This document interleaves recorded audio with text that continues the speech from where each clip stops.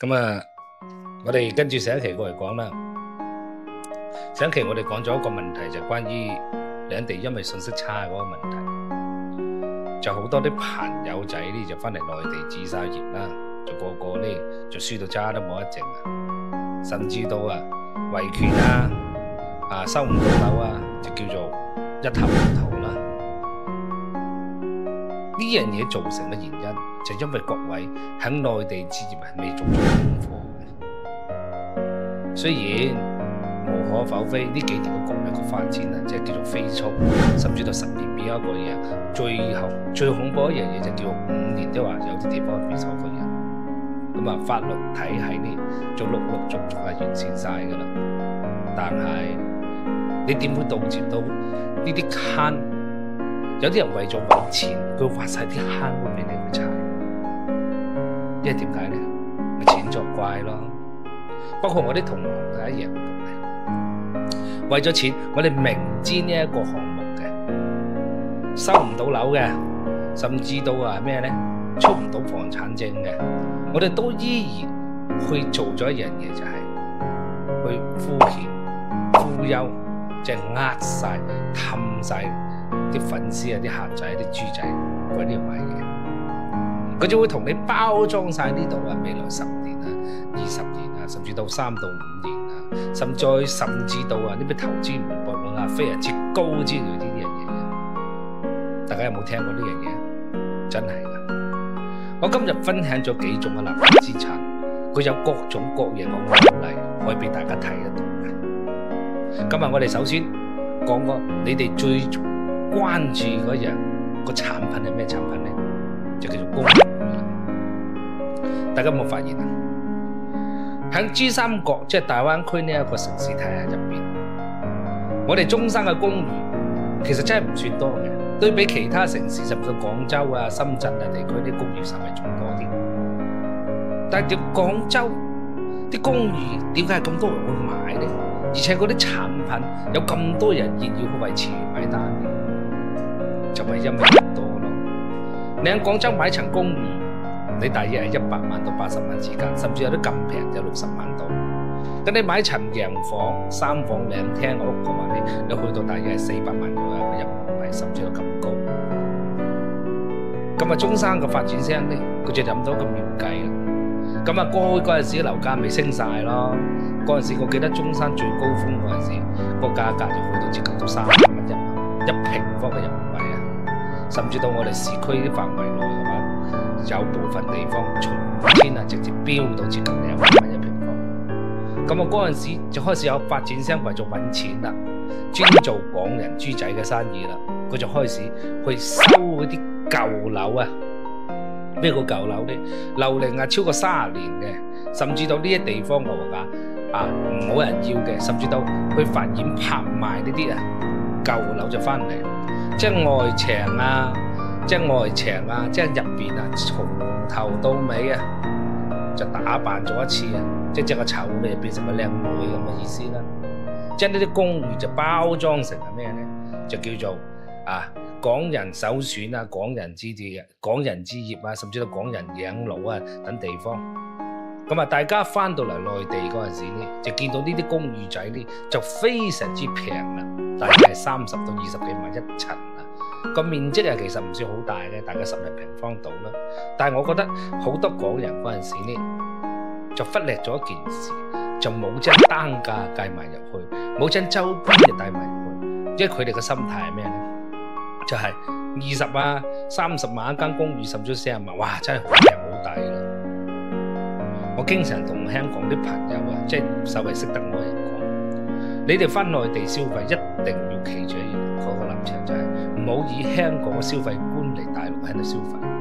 就算我哋去國外都係一個道理。咁我去泰國玩啦，去越南玩啦，我都係唔會以我喺內地嘅消費觀去越南東南亞國家度消費。咁平晒啦。係嘛？就下子呢就踩晒坑入去，就出現咗各種各樣譬如話收唔到樓啦，發展商走佬甚至出唔到房產證之類一系列嘅問題。咁東張西望其實亦都報道過啦。咁香港有個好大嘅網紅咁我唔知名係邊個啦。咁去推晒呢啲公寓俾各位老人啊、長者啊，即係翻嚟想置業啊、行行路啊、收收租呢啲朋友仔啊、呢啲街坊啊，咁啊上晒當啦。最恐怖咗一樣嘢就係咩咧？發展商為咗氹你哋啲港人啊，即係氹啲豬仔落嚟入晒喺度。嗰張呢啲床啊，更恐怖嘅話係咩咧？定製叫做私人定製。咁啊，米二嘅床咧，佢就將米二嘅床咧，佢就將個闊度咧就係正常米二噶啦。咁啊，將個長度啊減，即係縮短咗。佢話俾你睇到成間好鬼大嘅。咁啊，你睇到包裝得靚靚實實喺度，加上現場啲 sales 啊，即係內場啊啲銷售人員啊，攞住個大聲公喺度喊住喺度，恭喜邊個邊個又成交一間，恭喜邊個又成交一間，仲請埋啲臨時啲群眾演員啊，即係臨時演員喺晒度，喺度坐住等我敲下筋蛋。喂，你諗諗，呢啲係我哋作為地產界甚至到銷售行業經常用嘅詐騙手段嚟嘅。咁啊，大家因為嗰陣時過於衝動，有啲人買2間、3間甚至4間。我嗰陣時喺現場，我睇到呢一樣嘢，我真係無話可説啊！因為你唔可以咁講噶嘛，你同我講話篤個背脊話，你同我講唔買，咁你行出街俾人打死噶嘛，咁冇辦法嘅啫。咁啊，呢啲嘅產品嘅類型啊，中山出咗幾個啊？譬如話我哋石岐有個啦，我哋南區有一個啦，咁我就唔點名啦。咁啊，我哋沙溪亦都有，咁我哋邊度都有，啲華南都有，我哋東鳳啊，好多鎮區都出現類似嘅詐騙案例。呢啲所謂嘅公寓，幾多人入晒氹？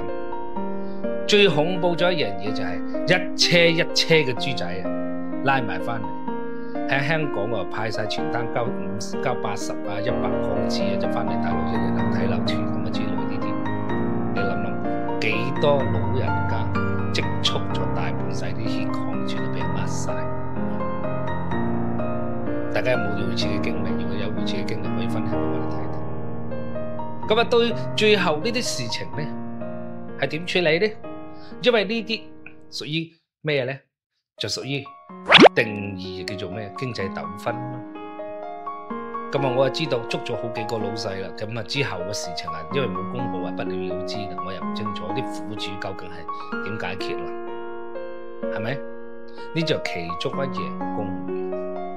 咁第二種公寓嘅話呢，咁係冇錯，佢係收樓，佢就通過投資回報率嚟吸引到香港啲朋友仔過嚟。最經典嘅就係一個就係我哋東區旗江新城有個地鐵後嘅公寓仔，咁我唔點名啦，咁啊大家諗得到睇得到係即係邊度？你諗諗，一層嘅公寓就去到100零萬，你諗下100零萬，大佬依家係咩行情啊？係咩樓價？發展商將呢啲公寓呢就辦咩地鐵後物業啦。隔離咩商業 GTB 準備起啦，5年內啦，仲有係咩咧？仲有佢仲提供咩反租資料呢啲俾你，吸引嘅各種各樣嘅營銷手段。我嗰日去到現場喺度拍攝拍下睇嗰陣時，因為點解肥仔過去拍攝咧？我係冇發布㗎，我喺個頻道上係冇發到呢個公寓，我係為咗幾百蚊嘅拍攝費，我就去咗現場拍攝咗下，我就見到咩大馬港人俾呢啲港牌咩香港睇樓專車啲人拉晒翻嚟呢度睇，你諗諗，依家內地嘅樓即係中山嘅樓就出現過剩嘅行為，大部分嘅樓呢，因為深中通道前幾年多啲深圳客嘅豬仔就翻嚟炒，匿埋眼嚟炒，各個樓盤嘅入住率可能都唔到1/3，甚至有啲係仲加少得可憐。空城咁嘅房，你話咁多樓你買埋呢啲公寓，我講真嗰句啦，你運氣好少少，你可以租得出去啫。如果你運氣唔好嘅情況下，你咪擺喺度養曱甴、養老鼠、養蚊咯。係冇錯，安全係得到保障咁，起晒樓俾你交樓係遲早嘅問題嘅啫。我相信你都交得到樓，但係個價係一個致命傷嚟嘅。點買買咗落嚟就基本上係等死噶啦，係咪？冇話個租啊！我做咗呢一行19年，除咗一個城市啊，上海啊，我未見過我哋內地有幾個城市個租售比係持平嘅。你唔好發白日夢啊！翻嚟買層樓喺度收租，唔好諗呢樣嘢。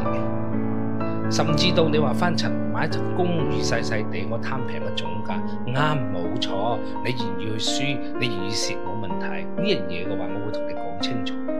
我亦都唔會話阻止你去做嘢，因為每一個人有每一個嘅意義。當然呢個位置亦都冇問題，但係你會唔會留俾你下一代呢？你下一代會唔會接受呢？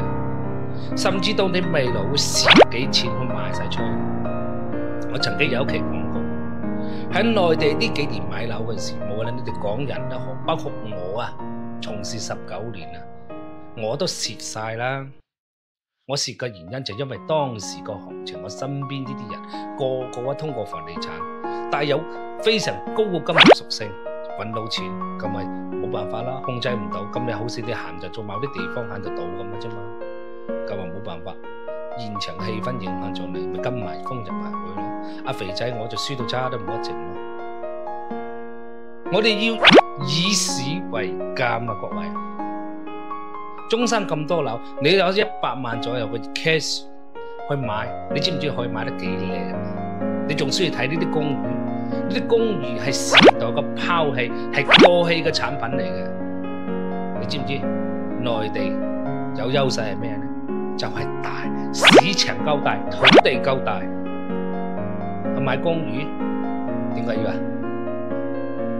所以你諗諗，覺得啱嘅打返我啱。咁啊，呢個就關於公寓嗰個問題，因為佢真係唔係廣深地區，佢人多啊，佢年輕人集中啊。你睇行出街睇睇，依家中山你揾幾個後生仔年輕人都見唔到咩啦。因為點解呢？冇實業冇企業喺度吸引留住呢班人喺晒度，係咪？咁啊，接落嚟就係我所講嘅第二樣嘢，叫做商鋪。因為我哋做經紀人，我哋有一個群組，就不斷有人推薦呢啲商鋪俾我，就佣金有啲高達呢，就30啊40都有。你諗一諗，佢俾咁高嘅回報，咁高嘅佣金俾我哋。點解會咁俾得咁高呢？其實原因好簡單，一樣嘢就係呢啲係毫無價值嘅商品。你諗諗，好嘅嘢輪唔輪到你買啊？我講個難聽嘅，我哋做經紀人，我哋自己都要買啦，我使鬼介紹你啊！呢個世界上最大嘅騙局就係我教你去揾錢，認為啱嘅打返啱。你諗一諗，而家內地嘅電商發展行業，即係互聯網電商發展行業，到依家已經係超過咗大約係或者接近咗20年左右，已經係非常之成熟一個體系。年輕人唔願意出嚟消費，咁啊，我哋唔好話年輕人啦，我哋都係一樣係咁咯。一部手機可以搞掂嘅嘢，我哋點解一定要行去實體商鋪去做？因為互聯網佢係冇成本嘅，開間網店咪擺晒喺呢度，佢就唔需要再做其他嘢。你諗一諗，做間商鋪好，第一個做互聯網好咧，互聯網個流量有10億左右嘅人次左右，咁啊一間商鋪嘅流量達唔達到10億？達唔到啊嘛！大家就可以見得到就係內地，冇話內地啦，甚至我哋香港玩啦，都好多商鋪啊關晒門執晒笠啦。咁啊唔好話內地啦，內地話周街都大把個商鋪。我朋友就話過嚟中山揾間商鋪過嚟辦公，佢話寫字樓好揾商鋪好。我話寫字樓又好，商鋪又都好。你知唔知咩叫咩啊？平啊，平啊，冇人要啊，冇人租啊。你仲敢去買商鋪？商鋪個回報率，有啲人甚至吹捧到就係8個點、10個點都有。你諗下有乜可能啊？好多好樣嘅商鋪，其中仲有一樣就叫做格仔鋪。所謂個格仔鋪係咩呢？就將一層嘅商鋪就隔下呢一卡呢一卡，喺我哋中山西區，喺我哋中山石岐，即係各個鎮區嘅呢樣格仔鋪係層出不窮嘅。最終佢就話同你飯租包租，話固定嘅人流，月收租幾錢？咩呢？拍晒蚊。我唔記得前幾年我哋火炬開發區有個叫做官人之家一個格仔，即係個商鋪唔係格仔鋪，就搞到隆隆重重。深中通道開咗第一站，就話好多人，當時仲請咗我哋個藝人明星啊任達華嗰陣時，仲俾人捅咗一刀啊！我唔知大家有冇印象？宣傳都幾大陣仗，大家諗諗，到咗而今嗰度呢，鬼影都冇隻。一啲商鋪我回報啦，冇話8個點啦，1個點我都唔知有冇。最終嘅結果係達到係咩呢？就叫做空城計。呢啲商鋪，你諗諗，嗰陣時為咗炒作一間商鋪嘅發展商啊，大晒手筆，一個佣金啊去到10倍喎，各位，甚至到咁高。因為我肥仔未買過，我唔做呢樣嘢，幾多人入晒去，入晒坑喺度。呢啲商鋪最終攞去銀行喺度抵押，銀行唔收你，唔得屌你。佢攞去賣俾人哋嘅話，啲屌你浪你，呢啲邊個係邊個都係要你啊？咁傻閪嚟嘅，咁啊咩呢？呢幾年嘅積蓄啊擺晒喺呢度嘅喎，好冇晒。最終嘅結果，無論格仔鋪又好，呢啲正常可以交俾啲商鋪，嗰個結果都係一樣。格仔鋪就可惡啦，就包裝到啦，咁啊飯租幾多年啦，即係個價格提高啦。咁啊正常嘅商鋪嚟講啦，佢又同你講啊，個地段幾好，宣傳得幾好。你諗諗，一時衝動就叫跌落，叫做萬劫不復。呢啲商鋪好多㗎，我每日個微信都收到唔少推薦，真係好多㗎，各種各樣嘅層出不窮嘅，同埋高投資高回報率喺呢啲商鋪，係咪？咁啊，到咗第三樣嘢，就關於遠交盤呢個問題。所謂嘅遠交盤呢，就叫做空氣清新啦，舒舒服服啊。其實呢個問題呢，就爭議性好大嘅。有人問我就係對呢個遠交盤點睇？我亦都代表我，即係講陳述咗我自己嘅立場。呢啲遠交盤我係非常之中意嘅，因為點解呢？我就貪安靜。但係有樣嘢嘅話呢，如果你長期生活喺大城市入邊嗰陣時呢，就出現咗咩問題呢？就叫做唔方便。如果你睇咗呢條片嘅朋友仔呢，就一定要記住一個問題就係，如果你計劃買遠交盤呢，就一定要準備一部車。我有期嘅影片我就講晒嘅。點解要準備一部車呢？因為郊區嘅地方既無人，又既無配套。如果佢有得配套、有得人嘅情況下嘅話呢，我相信佢就唔會話60萬左右一間就有交易啦，可能就去到8、6萬一間有交易啦。大家認為啱嘅咪打翻啱俾我咯，係咪？佢就因為佢冇晒配套，就安安靜靜喺呢度，即係彷彿回到翻大自然甚至農村生活咁嘅情況，所以咪叫做遠交大盤。所以有啲人呢就話呢啲盤呢就叫做垃圾資產，有啲人呢佢就話冇所謂。所以咪話爭議性好大咯。你問翻我個睇法嚟講嘅話呢，我會揀，因為點解我會揀呢？咁啊，今年我就40歲啦，我就過多大約係20年左右嘅時間呢，我就會考慮基本上生活老年嘅生活。咁啊，嗰陣時講我應該如何去生活呢？咁啊，我就同我太太哋商量咗，我哋買翻間遠郊嘅地方，得閒呢，我仔即係我自己嘅下一代，我仔女帶埋我孫仔過嚟探探。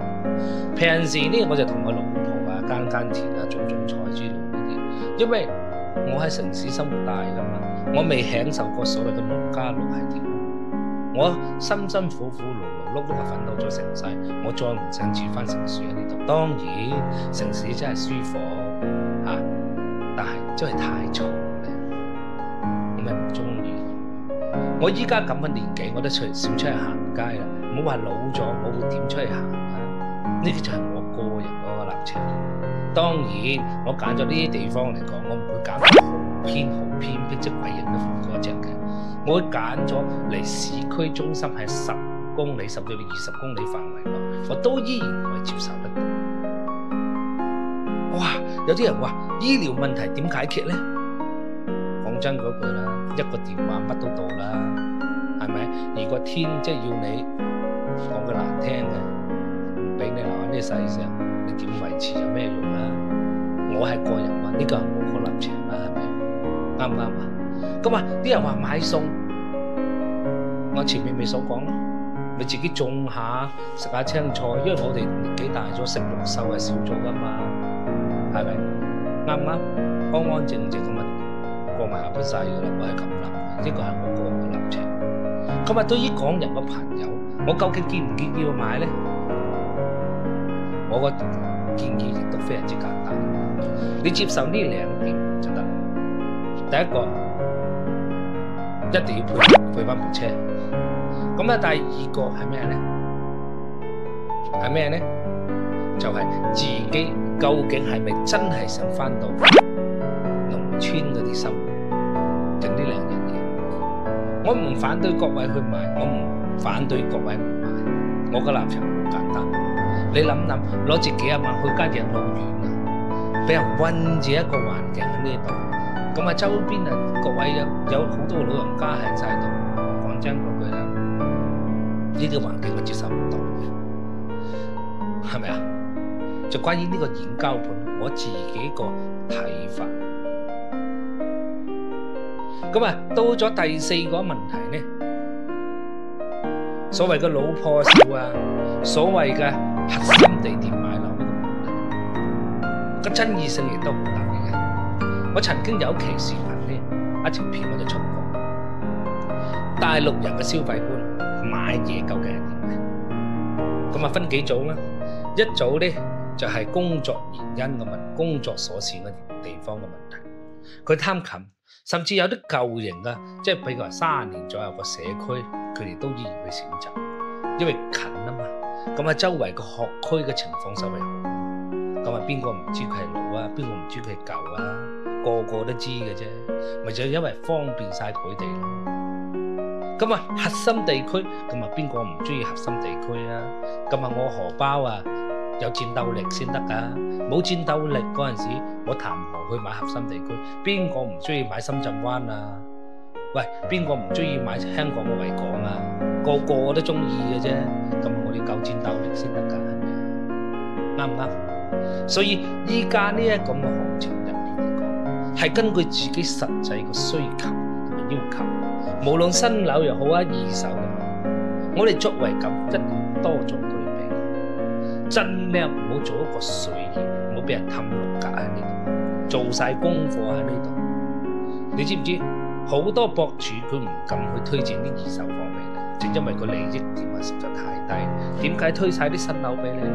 咪真係利益上面嘅高處咯，係咪？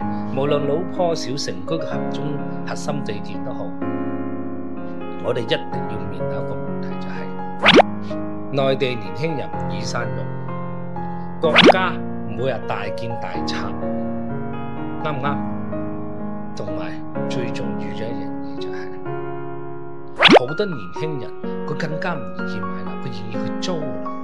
所以呢一個老破小核心地區呢兩個嗰個租售比一定會持續嘅偏高。關於到賣呢一個問題，我相信係根據根據今日個市場行情而定價，有升有跌。因為你知道老破小同埋核心地區兩個都係屬於市中心範圍，一個老破小唔大拆，核心地區係新起嘅地方，係重點發展嘅地方。呢兩個地方都會圍繞咗人群，所以你哋記住咗一樣嘢，無論買核心老破小，千祈唔好做咩咧，唔好買貴價嘅嘢。包括我都建議咗好多朋友，依家買啱唔啱買樓咧？其實我會答係啱嘅，因為我哋作為19年嘅經紀人從事咁，中山個樓價，即係換個方式嚟講，成個灣區內個樓價已經係跌翻咗10年前嗰個，大家諗諗，咁嗰價你都唔願意去選擇，唔通係真係因為佢國內啲樓跌到3000、4000蚊一平方米，市中心就變成偏遠地區，就郊區。郊區咧變成咩咧？就冇人要嗰啲不動產。你覺得有冇可能？當如果樓價跌成咁嘅話，就一定有一個問題就係咩咧？一係呢就戰爭，一係呢叫做全面大崩潰。所以我哋唔好幻想呢度樓會跌幾多，再繼續會跌。我相信有少少金融知識嘅人都唔會話呢啲樓唔係繼續跌。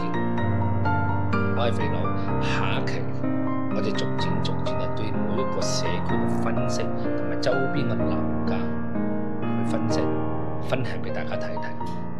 同埋我哋諗辦法，如果呢一個社區喺度賣緊嘅，我哋去揾辦法去佢已經交付呢個社區，去探尋呢個物業究竟服務水準同埋標準係點。我希望大家刷到呢條影片，無論我講得好定唔好都好，請你記住一樣嘢，多啲支持就係我嘅動力。我會俾到最中肯嘅建議俾你。我可以堅持咗19年，我相信我有我堅持嘅道理，我有我堅持嘅初心。我係肥仔，下一期見。